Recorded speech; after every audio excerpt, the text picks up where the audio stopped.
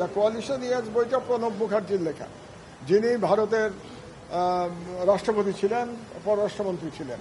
তার সাথে জেনারেল মঈনের একটা মিটিং হয়েছিল 2008 সালের ফেব্রুয়ারি মাসে দিল্লিতে। সেই মিটিংয়ে নির্ধারিত হয়ে গেছিল যে ডিসেম্বরের যে নির্বাচন হবে 2008 সালে, সেই নির্বাচনে শেখ হাসিনাকে ক্ষমতায় আনা হবে এবং শেখ হাসিনাকে ক্ষমতায় আনার বিনিময়ে জেনারেল মঈন তার চাকরি রক্ষা করবেন, তার সম্পদ রক্ষা করবেন এবং তিনি নিরাপদে দেশ ছেড়ে চলে যেতে পারবেন, সেফ এক্সিট পাবেন। তার মানে আমি যে বলতে চেয়েছি যে ফ্যাসিবাদটা অটোমেটিক তৈরি হয় নাই, ফ্যাসিবাদটা পরিকল্পিতভাবে বাংলাদেশে তৈরি করা হয়েছিল এবং এই পরিকল্পনার পিছনে ভারত সরকার এবং বাংলাদেশের তৎকালীন সেনাপ্রধানের সরাসরি যোগাযোগ ছিল। আমি করার কেউ না, আমি একজন ইতিহাসবিদের দৃষ্টিতে, একজন সাংবাদিকের দৃষ্টিতে, লেখকের দৃষ্টিতে আমি লিখেছি, আমি ফ্যাক্ট লিখেছি। এখানে আমি তৈরি করার কেউ না। তো কারণ হচ্ছে যে সাবেক দিন প্রধান যিনি সেনাপ্রধান ছিলেন, তারা তো এরকম ভুয়া একতরফা নির্বাচন মেনে নিয়েছেন, শুধু মেনে নেন নাই, তারা ফ্যাসিলিটেট করেছেন।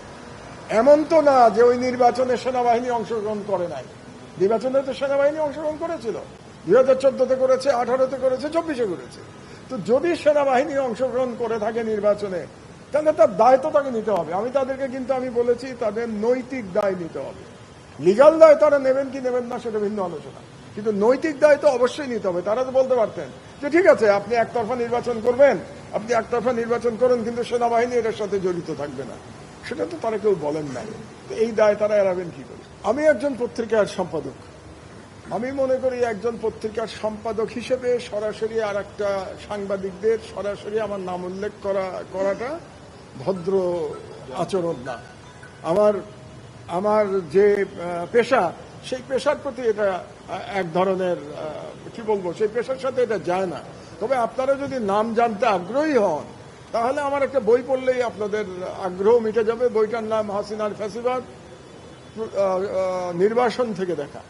ওই বইতে কিন্তু আমি সাংবাদিকদের নাম বলেছি, কিন্তু আজকে আমি এই সাক্ষ্যে আমি তাদের নাম বলিনি। আর মিডিয়ার কথা যদি বলতে যাই, অধিকাংশ মিডিয়াই তো ফ্যাসিবাদের সহযোগী ভূমিকা পালন করে এবং এটা অধিকাংশ মিডিয়া যদি করে থাকে তাহলে তারা কারা আপনারা খুব ভালো করে জানেন যে তারা কারা করেছে। আমি মনে করি আরেকটু গতির সাথে করা গেলে ভালো হতো এবং অনেকেই মানবতা বিরোধী অপরাধ যাদের নাম আমি বলেছি, বিশেষত যারা গুম খুন কিংবা অন্যান্য ফৌজদারি অপরাধের সাথে জড়িত, তারা অনেকেই পালিয়ে গেছেন।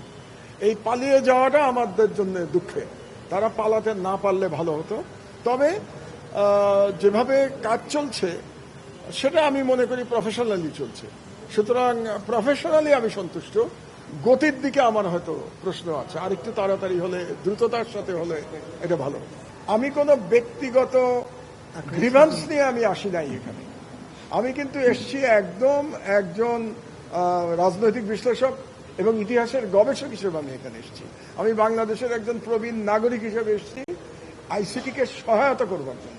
কাজে আমার ব্যক্তিগত আমার উপরে কি গেছে সেটা বলতে গেলে তো আগামী 2 দিন এই বর্ণনা করতে হবে যে ব্যক্তিগতভাবে গত 16 বছর আমার উপরে কি কি জুলুম গেছে, আপনারা সবাই জানেন। কিন্তু আমার ব্যক্তিগত প্রসঙ্গ আমি একেবারে সংক্ষিপ্ত রেখেছি আমার পুরো আজকের সাক্ষ্যে, এবং একেবারে প্রাসঙ্গিক না হলে আমি বলেই নাই বলতে গেলে।